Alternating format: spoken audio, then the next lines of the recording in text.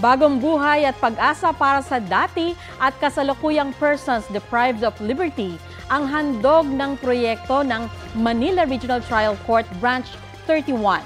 Tinanggap ng 5 dating PDL ang bago nilang food cart o karton na inialay sa pagbabagong buhay na si Cristo ang Gabay. 2 kasalukuyang PDL din ang nabigyan niyan.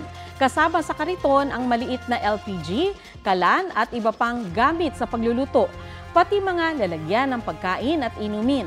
Sabi ni Manila RTC Branch 31 Judge Maria Sofia Solidum Taylor, sasamahan din ang mga beneficiary ng bumili ng sangkap para sa kanilang magiging paninda.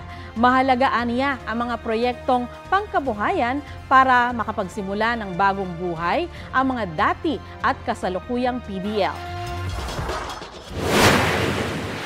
Kaya po nasa ikatuparan natin to para po makatulong sa livelihood ng ating mga PDL para talaga po sila'y mag-continue po sa pagbabago at rehabilitation dahil kapag wala pong livelihood component, mahirap po talaga silang magbago.